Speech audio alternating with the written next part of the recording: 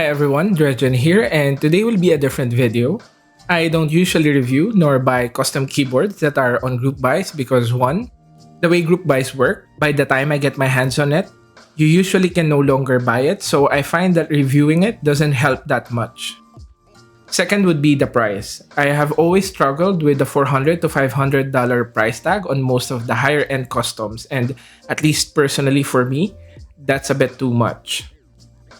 And third, a lot of the designs just don't appeal to me that much. I find most of the pure aluminum construction a bit boring. And that brings us to this keyboard right here, the Voice65 by OwLab. This is a custom keyboard that will be an in-stock sale. Yes, in stock. No group buys, no waiting. It is ready to ship when the sale goes live this January. The date is still being finalized and I will post it in a pinned comment once it's confirmed. This was sent out to me in advance to review, but I did pay for it and I am free to say what I want on the review. So aside from being an in-stock sale without a waiting period, this is also priced at $320. So depending on how deep you are in the mechanical keyboard hobby, that may be a good price or a very expensive price. Personally, I think it's a good price for the keyboard that you are getting. As an overview, the Voice65 is a 65% gasket mount, low-profile keyboard that also has an LED strip and a rotary encoder on the right side. Okay, so before we dive in, let's go first to what you get on the box and how to assemble the board. So out of the box, you get the PCB. You get a choice whether you want the soldered or hot swap version. You get 2 plates, 1 PE and 1 aluminum.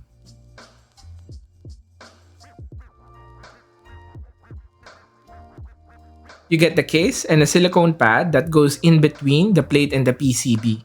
There is a very thin liner between the PCB and the case as well. The gaskets, spacebar foam, screws, and feet are also included. So assembly. This will not be very detailed. If you want a step-by-step, you can go to the Discord server linked on the description. The guys at OwLab have a lot of information there. But to give you an overview, to assemble the board, you cut out the PCB and put in your stabs. If you want, you can put the standoffs, which will make the board stiffer. I decided not to. Put on all of your switches and you have your first assembly. Second would be to disassemble the case. The case uses hex screws and has 3 parts, the top, bottom, and middle. Put the foam strips on the top and middle plate, then sandwich the PCB assembly in between.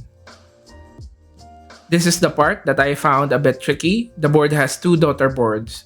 One for the USB Type-C socket and the second for the rotary encoder and the LED strip. Connect the JST cables for the daughter boards, making sure that the orientation is correct. Then try to test if everything works. After that, you screw it in and then put the bottom case and you have your keyboard. So the assembly is a bit more difficult due to the daughter boards, but I would say it is doable for someone who is doing this for the first time. You just need to be careful. There are full streams from Andy Wen, Alex Sotos, and Tiny if you want a full video on it. Going to the keyboard, keep in mind I am quite new to customs and I am viewing it with a beginner lens. So if you want the opinion of more experienced creators, you can check those that I have mentioned earlier. Going first to the quality of the keyboard, it's really well made. I have the E-White variant and the surface is matte. It's not smooth, but it doesn't show fingerprints. The anodized versions will probably have a different finish. My case did have a very small ding on the upper right side, but I guess it's still within acceptable quality standards. My PCB also had one LED not working, so they shipped me a replacement PCB for free. They did confirm that this is something that they would do for any customer, so I'm glad to hear that they will cover that. The brass weight at the bottom is PVD coated, so that should be resistant to oxidation. Overall, I am quite happy with the build quality and the after-sales support. Going to the design, I really love the way this keyboard looks, and this is one of the big reasons why I bought it. First off, this is a low profile keyboard, and as someone who plays first person shooters a lot, I can't game with high profile keyboards since it strains my left hand. I have the Alu XO V2 and I don't use it for gaming because it's too high. The height on the Voice65 is perfect. This makes it a very thin keyboard, and I love the side profile. The middle case peaks a bit, making it visually interesting as compared to the usual bottom and top case constructions that you see on a lot of customs. The bottom is basically a wedge that props up the keyboard at a 6-degree angle. There is a bit of overhang on the top and the sides, but the board does not budge even if you press on the corners. You do get a bit of bezel at the top, and it's a bit larger than that on the left and the bottom, but I guess that was necessary to fit the USB Type-C daughter board, which is a great design decision. Gasket mount boards do have flex, so having a USB Type-C socket that is connected directly to the PCB will make the socket move together with the PCB when typing. The right side is the highlight of the keyboard. You have an LED strip at the right side, and as someone who loves RGB, I like it. The light is very diffused, and as you can see on this daughter board, that is a lot of LEDs side by side. You can choose multiple color options, and it also reacts when the rotary encoder is used. The rotary encoder is made up of aluminum and connects to the same daughter board as the LED strip. You can change how it functions on VIA. There is a light tactile feedback when you turn it, but you can't press it like a mouse wheel. The issue that I have here is that because it sits at level with the top case, you can hit the side of the case with your finger if you turn the wheel from directly above it. Doing that regularly would probably wear down the side of the case over time. You would need to roll it from the side to turn it comfortably. The middle case holding the rotary encoder extends out of the case on the right side, so it will be getting some desk space, but I think that's okay. My favorite part here is this angle. I like how the middle plate goes to the USB Type-C socket, then becomes a smaller line. Very interesting design choices, and I'm all for it. Layout here is 65% with the 1.25 bottom right modifiers and a separator beside the arrow keys. This is my favorite layout, and I prefer this over the ones on the NK65 or the Keychron K6, as those make it more difficult to find keycaps, and I just think that having this separator here just breaks the monotony and stops the keyboard from looking like a plain slab of keys. The PCB, by the way, is QMK and VIA compatible. Okay, so going to the typing experience, since I do have two PCBs that I can use, I will have two typing tests. One is with the PE plate, silicone pad, and spacebar foam. I also put this felt material behind the PCB on some tests to decrease the hollow sound. The PE plate has Durock L7s and GMK Red Samurai. The second one is the Alu Plate only with alpacas and GMK white on black. Both don't have standoffs.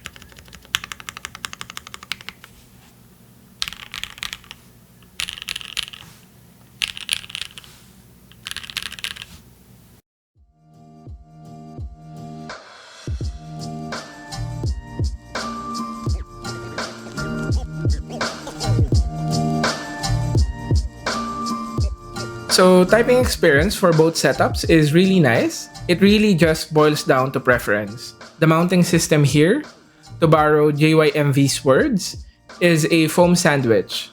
The plate is held on 8 places and sandwiched in between foam strips that are on the top and middle case. The PE plate is very flexible if you don't put in the standoffs. It has a lower pitch and sounds more muted. Putting in the liner beneath the PCB removed the flex, but still retained the soft bottom out. Typing experience on the Alu is okay. It's stiff, but not as harsh as you would find on top mounts. The aluminum is the louder one, and this sound will likely appeal to more, but I prefer the PE plate better. Okay, so to summarize, I really like this keyboard and I do recommend it. The design just appeals to me. I like low-profile keyboards and 65% is just the perfect layout in terms of functionality and size.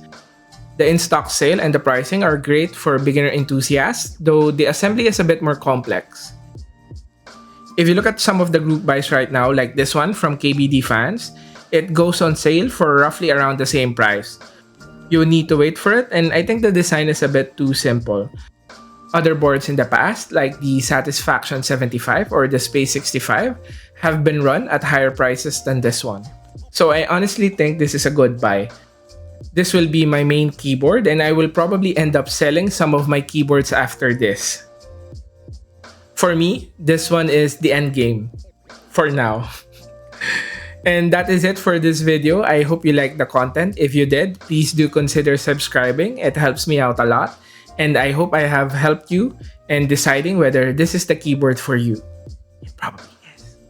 See you on the next one. Bye.